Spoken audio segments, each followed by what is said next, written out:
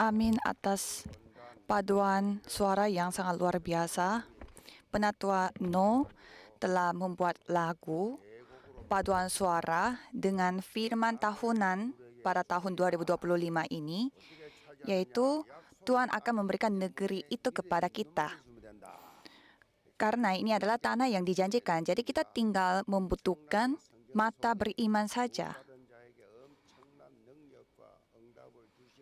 Dan Tuhan memberi jawaban yang sangat luar biasa, dan ini adalah janji Tuhan. Siapa yang mendapatkan perjanjian itu? Orang yang memiliki mata iman. Jadi pada saat saudara mendengarkan lagu paduan suara, berdoalah, Tuhan tolong berikanlah saya tanah itu, berikanlah saya mata untuk melihat itu, mata iman. Mari kita mengakui iman kita, Yesus adalah Kristus, anak Allah yang hidup. Amin. Mari kita memberi salam kepada kanan kiri saudara. Mari kita merenungkan Yesus Kristus secara dalam.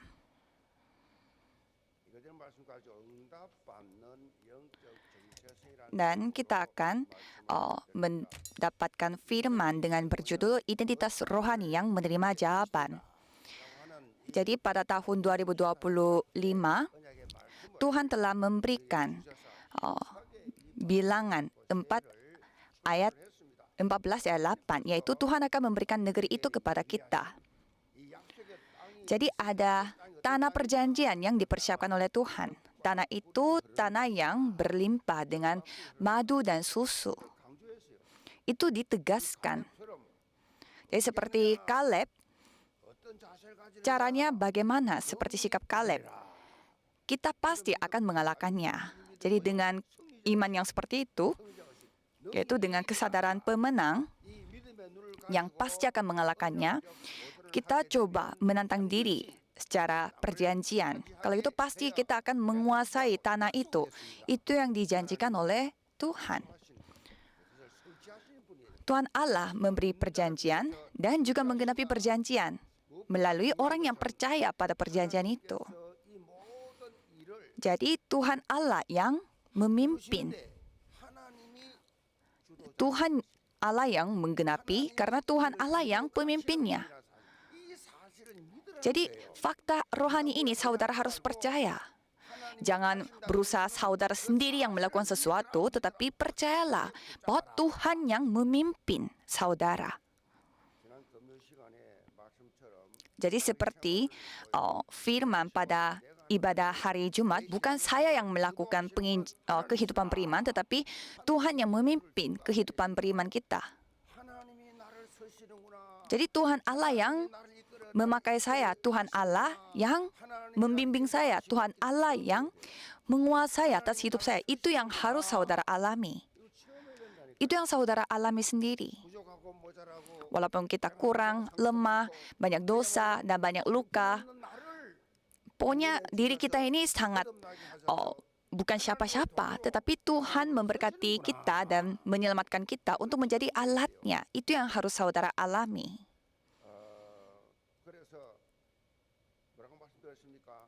Dan kalau saudara mengalami bagaimana Tuhan memakai saudara, pasti saudara merasa seru kehidupannya sehari-hari. Jadi saudara harus menjalani kehidupan itu harus dengan sikap yang menikmati, bukan dengan cara terpaksa. Jadi saudara tinggal menikmati saja. Jadi saudara jangan memakai kata usaha, berusaha seperti kehidupan beragama. Jadi saudara percaya saja dan mengikuti saja pimpinan Tuhan Allah. Kalau itu saudara akan mengalami kehidupan beriman yang sangat seru.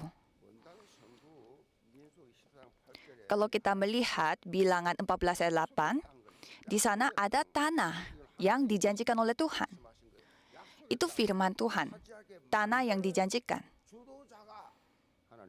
Jadi itu yang memimpin hal itu adalah Tuhan Allah.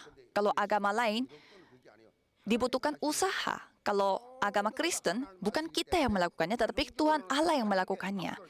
Jadi pada akhirnya kita memuliakan nama Tuhan karena kita tidak melakukan apa-apa. Tuhan yang melakukan segalanya. Dan di sana dikatakan, Ia akan membawa kita masuk ke negeri itu. Dan Ia akan memberikannya kepada kita suatu negeri. Jadi menegaskan bahwa Tuhan Allah yang melakukan segala sesuatu. Jadi kita tinggal mengikuti saja. Kita dibawa masuk, kita diberikan. Inilah sikap iman yang dimiliki oleh Kaleb. Inilah imannya Kaleb. Tuhan yang mulai, Tuhan yang melakukannya, Tuhan yang menyelesaikan semuanya. Semuanya Tuhan Allah. Mulainya dari Tuhan Allah, akhirnya juga Tuhan Allah. Bukan aku yang melakukan ini, aku yang melakukan itu. Itu agama. Mulai dari firman, berakhir dengan firman. Kalau gitu tidak mungkin ada luka, tidak mungkin diuji coba. Karena kita mulainya dengan diriku, sehingga kok aku tidak diakui. Kok aku direndahkan. Itu karena mereka yang melakukannya. Jadi, Tuhan Allah yang Maha Kuasa, Tuhan Allah yang memimpinnya, sehingga ini adalah semacam proklamasi dengan iman. Maka, kita selalu mengatakan victory before fight. Jadi, menang sebelum berantem. Menang sebelum perang. Jadi kalau kehidupan beriman, ini bukan nanti lihat dulu ya, bukan itu. Tapi sudah kita menang dan kita memiliki iman bahwa kita sudah menang, kita melakukannya. Itu mekanisme kita. Itulah pengakuannya Kaleb karena dia mengalami banyak hal. Ya, memang di sana banyak sekali ada orang yang mengalami karya Tuhan, tetapi kalau Kaleb, dia mengalaminya secara nyata. Dia menyaksikan bagaimana Tuhan berkarya supaya rakyat Israel keluar dari Mesir. Sehingga Raja Firaun tidak bisa melakukan apa-apa. Jadi dia sendiri melihat bagaimana Tuhan memberi 10 bencana pada Mesir itu supaya rakyat Israel dibebaskan. Dan di depan Laut Merah.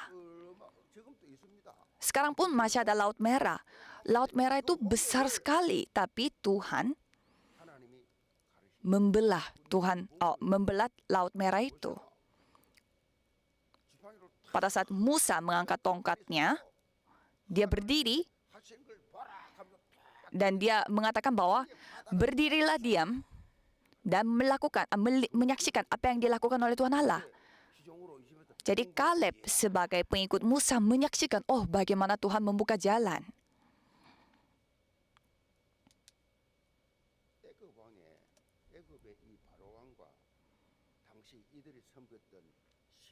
Jadi di sana banyak sekali Raja Firaun di Mesir.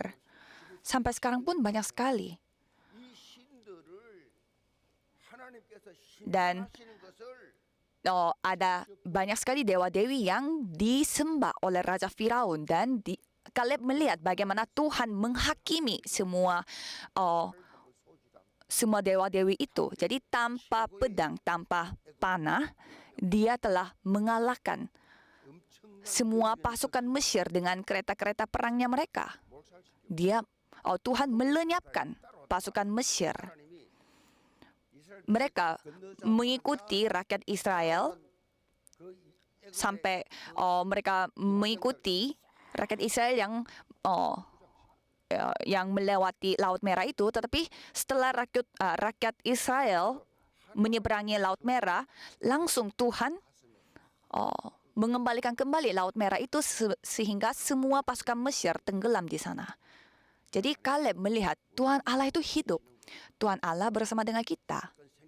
Setiap kali ada insiden, kejadian terjadi, tetapi Tuhan selalu berkarya. Jadi dia selalu menyimpan hal itu dalam hatinya. Jadi dalam kondisi apapun, situasi apapun, dia tidak pernah curiga tentang Tuhan. Dia selalu mengikuti iman terhadap Tuhan. Tidak tergoyah sama sekali. Dengan kata orang lain atau sebuah hal terjadi, masalah terjadi, pergumulan terjadi, dia tidak akan tergoyah. seperti rumah pasir yang dibangun di atas pasir. Jadi dalam kondisi sesusah apapun, dia tidak bingung. Ini disebut eagle spirit. Artinya kayak jiwa Raja Wali. Atau dengan peribahasa Indonesianya, sekali layar terkembang, pantang surut ke belakang. Jadi dengan sikap Kaleb seperti ini, biarlah jemaat gereja Yewon dapat mengalaminya juga. Dan pada saat keluar dari Mesir, 2 juta orang yang keluar dari Mesir. Tapi yang masuk ke tanah Kanaan itu berapa orang? Dari 2 juta orang, hanya 2 orang. Yosua dan Kaleb. Padahal kondisinya sama, situasinya sama. Mereka juga melihat semuanya, tapi semuanya hancur. Pada saat ada masalah dan pergumulan, mereka hancur. Mereka malah bersungut-sungut pada Tuhan. Jadi di depan rakyat Israel yang bersungut-sungut, Kaleb merobek bajunya dan mengatakan, kalian ngomong apa? Orang yang pernah mengalami sama orang yang belum pernah mengalami, itu bedanya. Ya, kita semuanya mengalami, tapi mereka tidak percaya. Mereka lupa. Kalau ada masalah lagi, mereka lagi jatuh dalam masalah.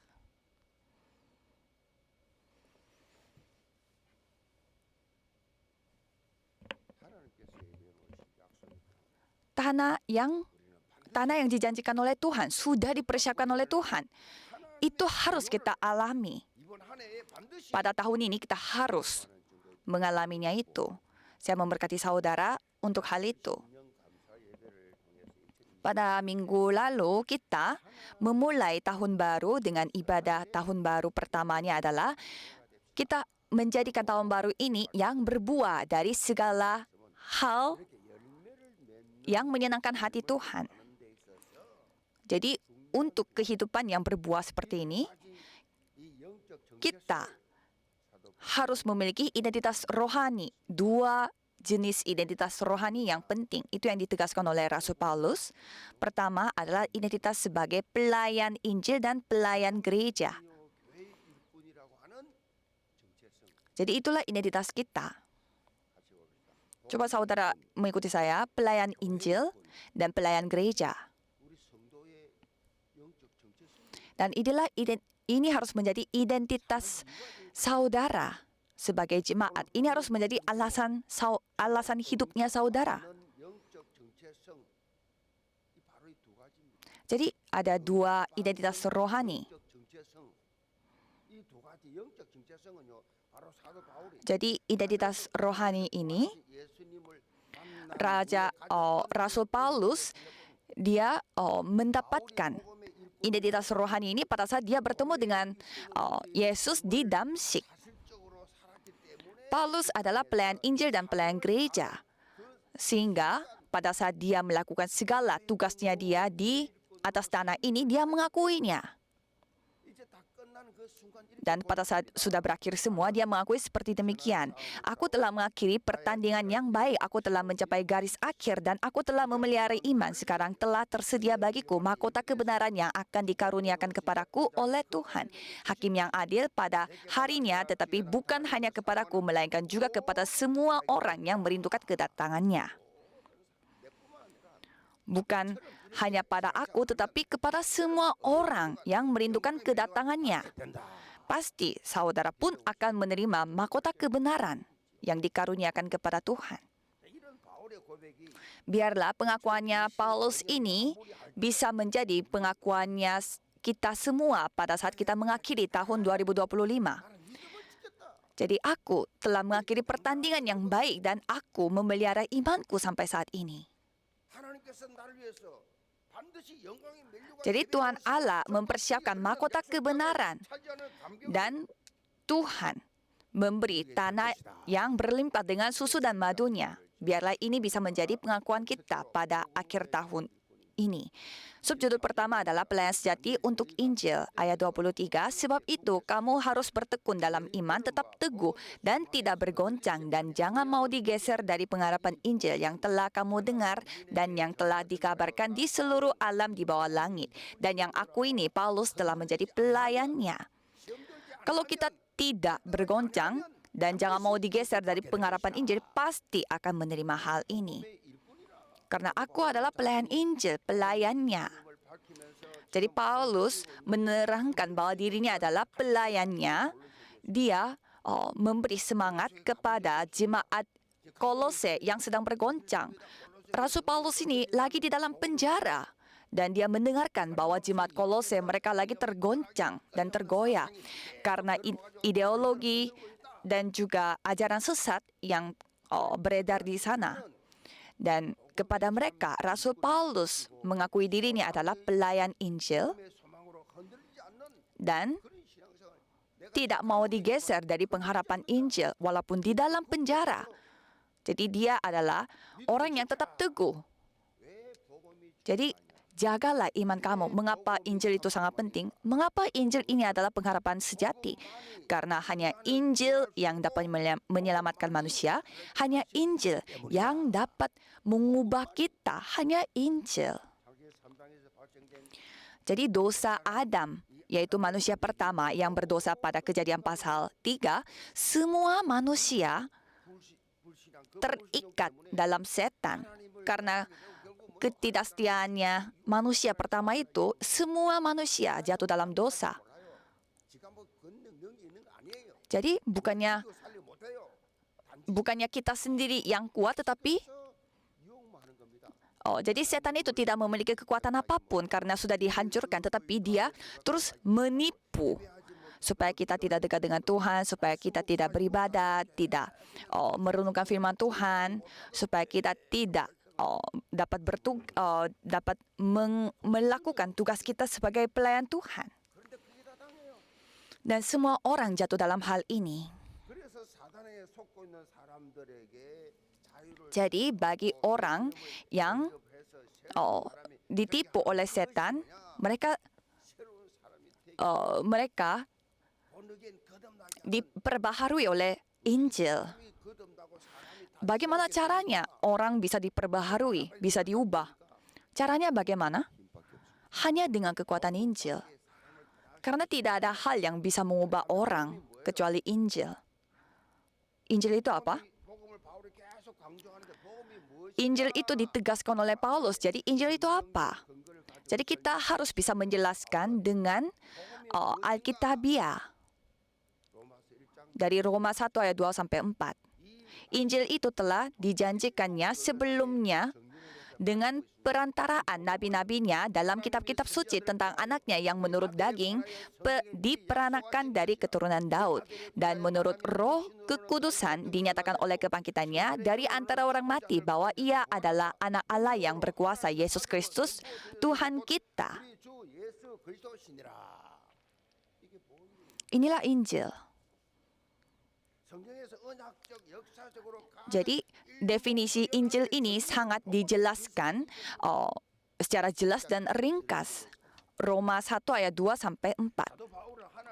Jadi Rasul Paulus ini menjelaskan bahwa tentang anaknya Tuhan Allah dan anak itu adalah Yesus Kristus. Jadi Injil itu apa? Yesus Kristus.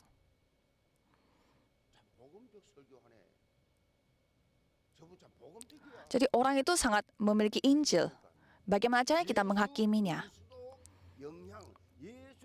Karena dia mendapatkan pengaruh dari Yesus Kristus. Jadi secara tidak langsung kita bisa melihat pengaruh dari Yesus Kristus. Itulah kita sebut orang yang memiliki Injil. Maka banyak nabi di Perjanjian Lama, mereka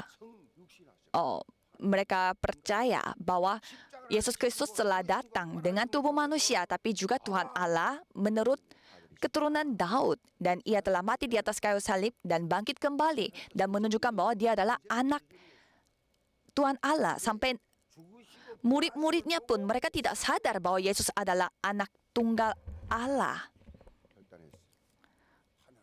sampai dia memanggil Yesus itu sebagai rabi, sebagai guru.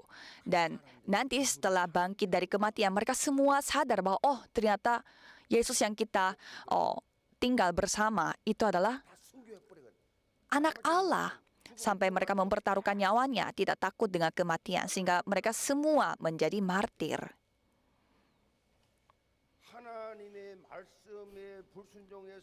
Dan kita manusia yang jatuh dalam dosa karena tidak percaya kepada Tuhan Allah, firman Tuhan, semua masalah yang bersumber itu, Tuhan telah menyelesaikan semua masalah setan itu dan membuka jalan untuk bertemu dengan Tuhan. Dan siapapun yang percaya dengan fakta ini,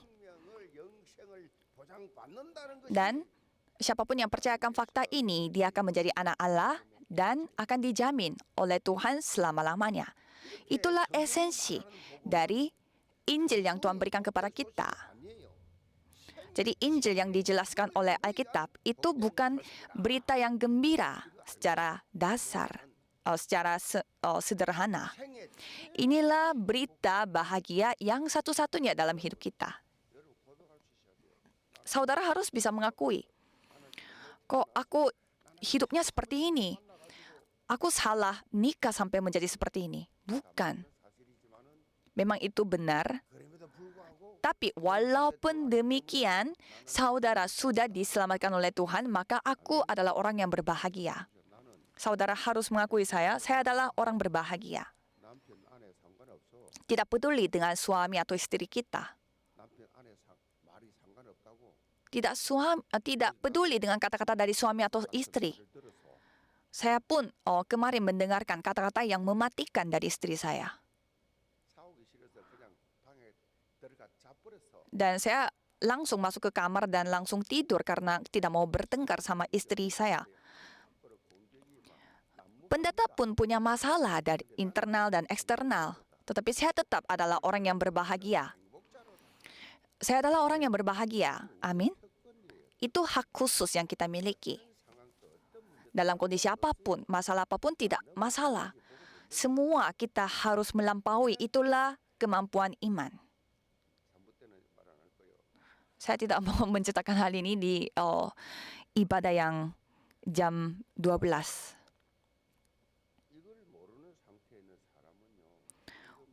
Orang yang tidak mengetahui hal ini, itu seperti kutukan terbesar dalam hidupnya.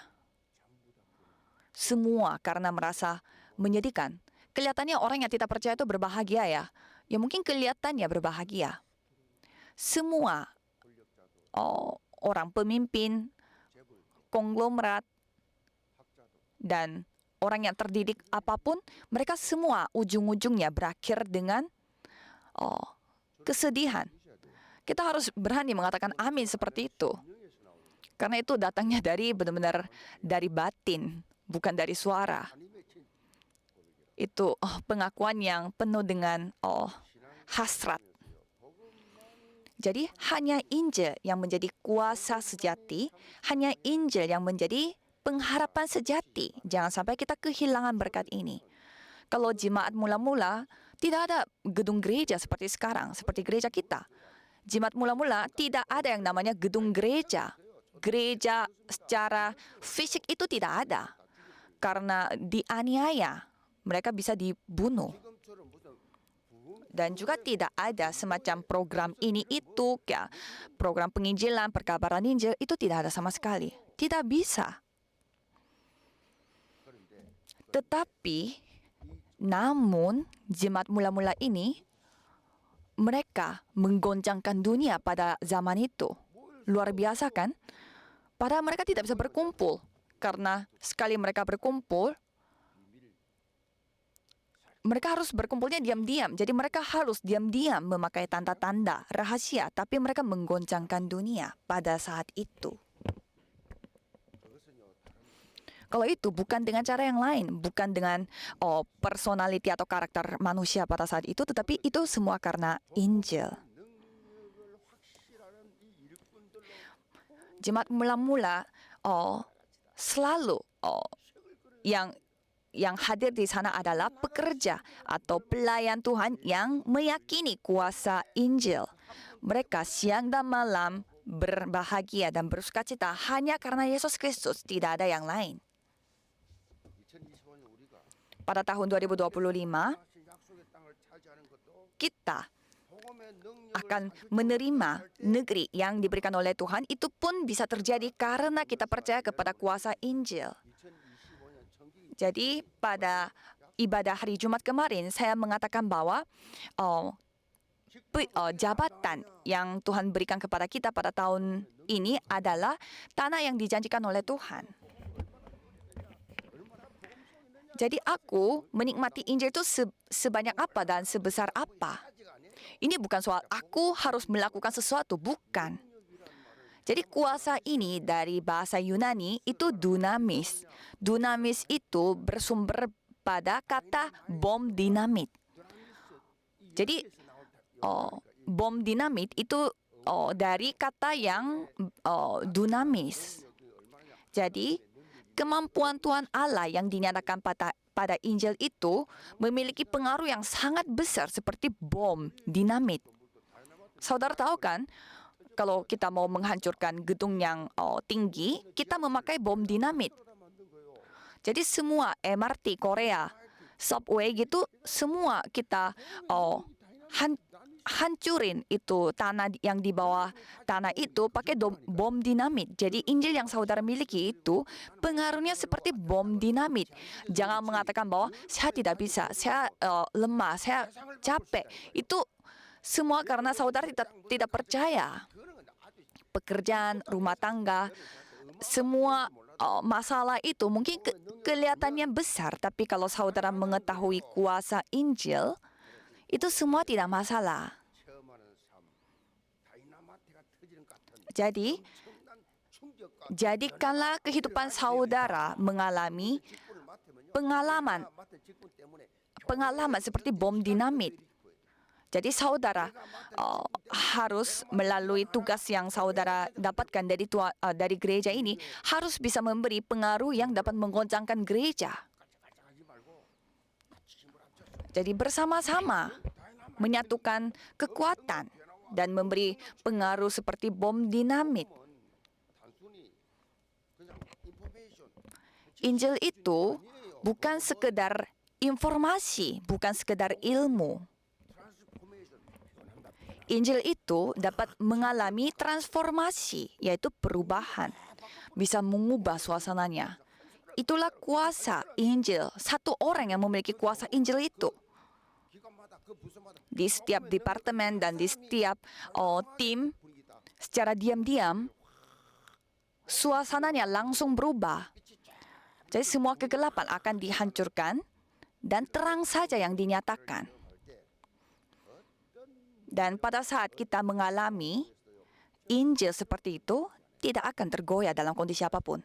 Orang yang mengalami seperti demikian pasti tidak akan tergoyah.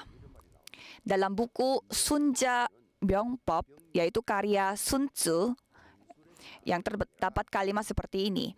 Menang atau kalah dalam perang tidak berasal dari jumlah pasukan, senjata atau taktik, tapi melainkan dari batin. Jadi hal ini menunjukkan bahwa kemenangan atau kekalahan dalam perang tidak ditentukan oleh kekuatan militer, tetapi oleh kekuatan batin. Batin yang kokoh harus terlebih dahulu dipersiapkan agar dapat meraih kemenangan dalam perang. Jadi hal ini sama seperti kita, secara internal kita harus kokoh, kita harus kuat. Supaya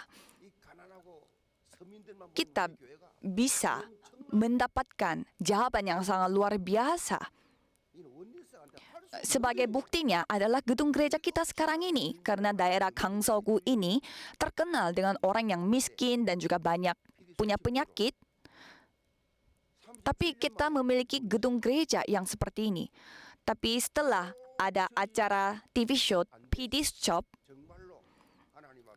dan melalui acara TV show itu, kita susah untuk menginjak karena dicat sebagai ajaran sesat.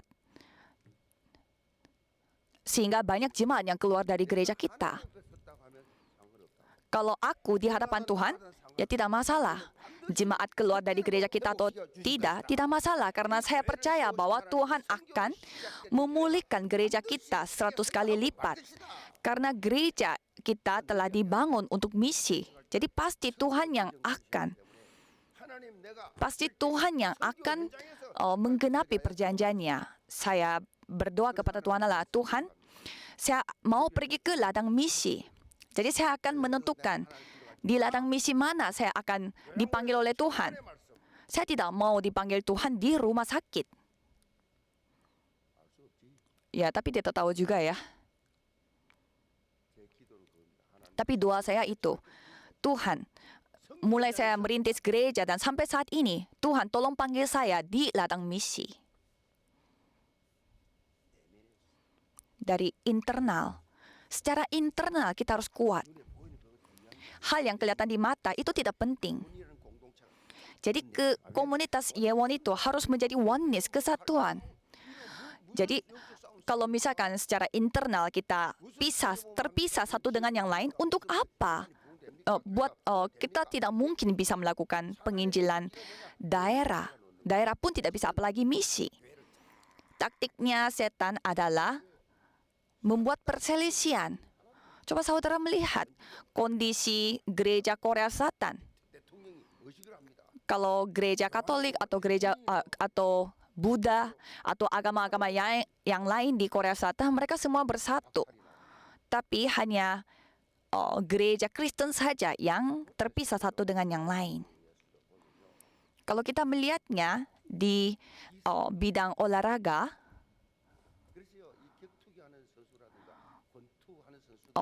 para petinju dan boxer juga, mereka itu sangat memiliki persiapan batin yang sangat kuat. Jadi pada saat mereka mulai bertanding, mereka tuh kelihatannya susah untuk dikalahkan.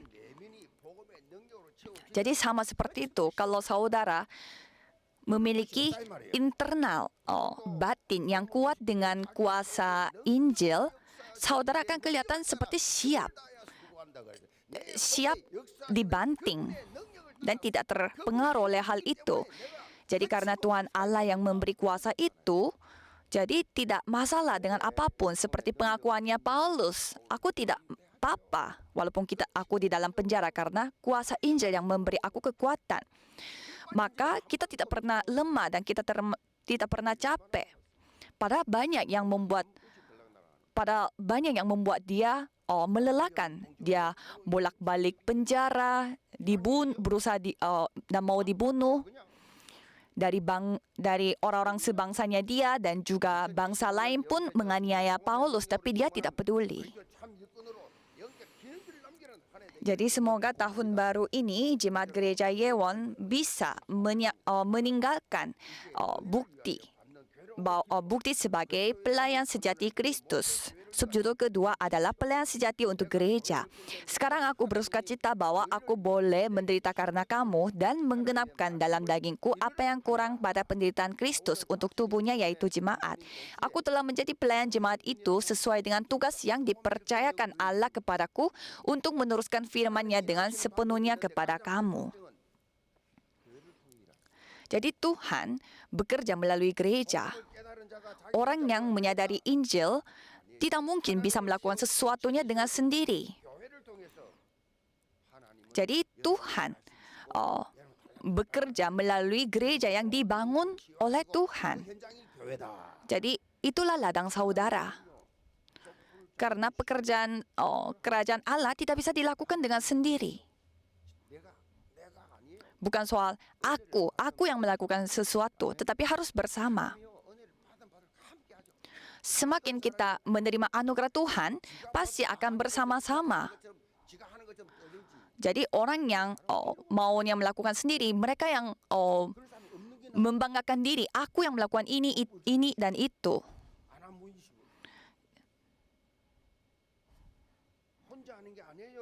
Jadi pekerjaan gereja tidak bisa dilakukan sendiri. Jadi kita mengalami berkat Tuhan bersama-sama dengan cara berkomunikasi dan lain-lain.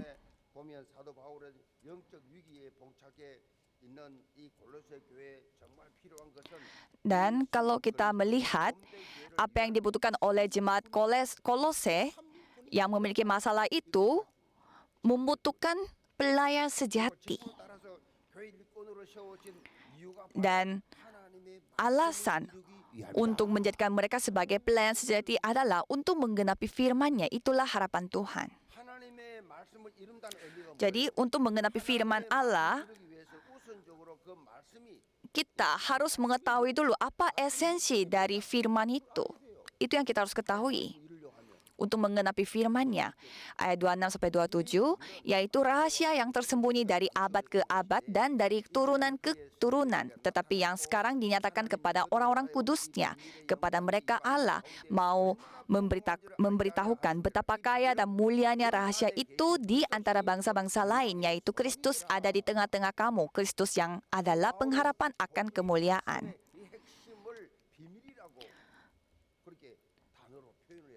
Jadi, intisari dari firman itu adalah rahasia dan tersembunyi katanya, kata Paulus. Dan itu didiamkan berabad-abad lamanya dan sekarang dinyatakan. Apa rahasia itu? Yaitu Yesus Kristus. Siapa itu Yesus Kristus? Yaitu rahasia Tuhan Allah. Karena maka dari itu tidak sembarangan orang yang bisa melakukan. Jadi pelayan sejati gereja harus bertujuan untuk menyatakan Yesus Kristus. Menyatakan Yesus Kristus. Itulah penginjilan dan misi. Paulus menjelaskan secara konkret bagaimana caranya kita menyatakan Kristusnya. Yaitu di ayat 28, dialah yang kami beritakan apabila tiap-tiap orang kami menasihati dan tiap-tiap orang kami ajari dalam segala hikmat untuk memimpin tiap-tiap orang kepada kesempurnaan dalam Kristus.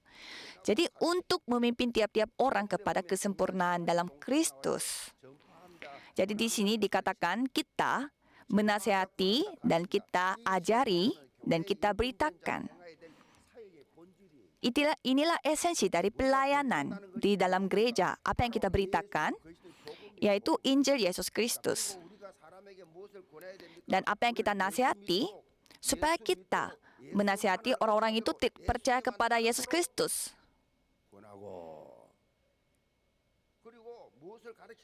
Dan apa yang kita ajari? Yaitu supaya kita menegaskan Yesus Kristus menjadi pengharapan satu-satunya bagi kita. Jadi mulai dari kitab Kejadian sampai Wahyu menegaskan bahwa Yesus adalah Kristus.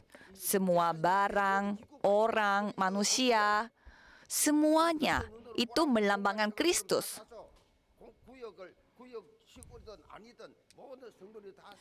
Maka dari itu, semua jemaat bisa mempelajari bahwa bagaimana 66 kitab itu mengutamakan Kristus ini.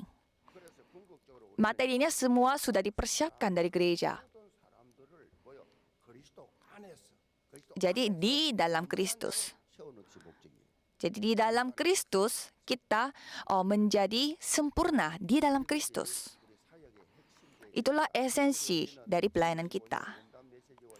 Khususnya berhubungan dengan firman tahunan ini, coba kita baca kembali ayat 27. Kepada mereka Allah mau memberitahukan betapa kaya dan mulianya rahasia itu di antara bangsa-bangsa lain, yaitu Kristus ada di tengah-tengah kamu, Kristus yang adalah pengharapan akan kemuliaan. Jadi sekarang harapannya Tuhan Allah itu berarah pada orang asing. Jadi kalau kita harus melihat bagaimana Tuhan akan berkarya pada orang-orang multietnis. Sampai banyak sekali orang-orang multietnis yang hidup di Korea Selatan.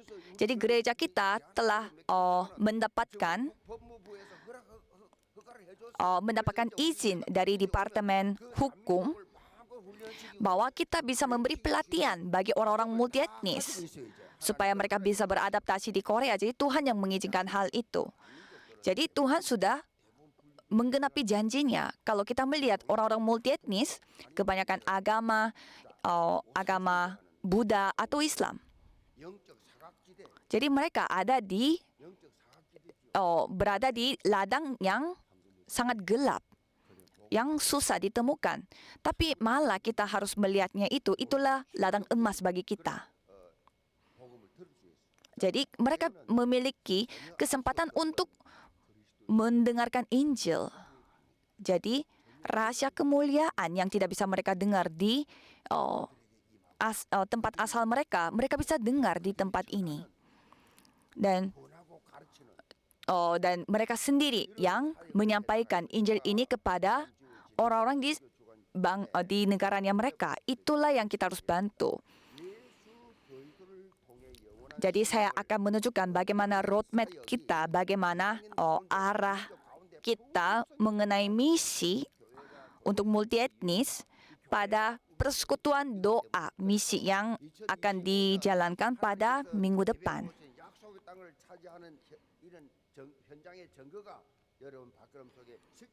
Dan biarlah ini bisa benar-benar terjadi kepada saudara di ladang saudara. Kesimpulannya, ada sebuah buku berjudul Kamu Tidak Akan Pernah Berhasil. Buku ini ditulis oleh Mark Randolph, salah satu pendiri perusahaan layanan video internet terbesar di dunia, yaitu Netflix. Jadi Mark Randolph ini yang menulis bukunya. Seperti judul buku itu, pada saat Mark ini menceritakan bagaimana bisnisnya tentang Netflix ini kepada orang-orang lain, semua orang mengatakan bahwa itu nggak mungkin terjadi deh. Itu bakal gagal. Sampai istrinya pun mengatakan bahwa itu bisnis tidak bisa berjalan. Sampai istrinya mengatakan bahwa kamu tidak akan pernah berhasil dengan bisnis itu. Karena itu bisnis kedengarannya seperti jauh dari fakta dan tidak ada potensi sedikit pun untuk sukses. Tapi walaupun demikian dia memulai bisnisnya dan membuat kesuksesan yang sangat luar biasa. Saya pun nonton Netflix. Saya merasa enak sekali, gampang sekali menggunakan Netflix. Dan semua orang nonton Netflix di seluruh dunia. Kalau kita melihat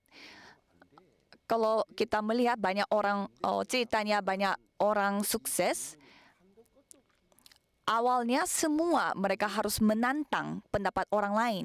Kalau kita mencari alasan untuk tidak berhasil, ya banyak sekali. Dan Mark ini dia bebas aja dari semua ketidakpercayaannya bagi orang-orang lain. Tidak peduli. Dia terus membaca arus perubahan dunia ini dan dia memilih dan konsentrasi. Dan dia tidak melihat masa lalu, tetapi dia menantang diri untuk melihat masa depan. Maka dari itu, kita harus memilih dan konsentrasi pada hal itu. Harus terbebas dari segala masalah. Jadi tidak ada alasannya saudara terjebak dalam kondisi dan situasi sekarang. Jadi hanya fokus kepada Yesus Kristus. Jadi orang dunia ini saja yang begitu berhasil dan membantu orang lain. Masa kita yang memiliki Kristus tidak bisa melakukan apa-apa? Tuhan Allah sedang menunggu kita. Jadi Tuhan Allah menunggu pebisnis yang berarah kepada Tuhan Allah. Kalau kita melihat Ibrani 12 ayat 2, marilah kita melakukan dengan mata yang tertuju kepada Yesus yang memimpin kita dalam iman. Di dalam Tuhan Allah yang memberi segalanya, aku bisa melakukan segalanya. Jadi pada tahun 2025 ini, biarlah Jemaat Gereja Yewon bisa menjadi pelayan sejati Injil dan juga gereja dan bisa mendapatkan penggenapan firman Tuhan. Mari kita berdoa. Tuhan, tolong jadikanlah kami sebagai pelayan sejati Injil dan gereja, sehingga kami bisa menemukan harta berkat yang Tuhan sudah persiapkan untuk kita semua. Dalam nama Yesus Kristus kami berdoa. Amin.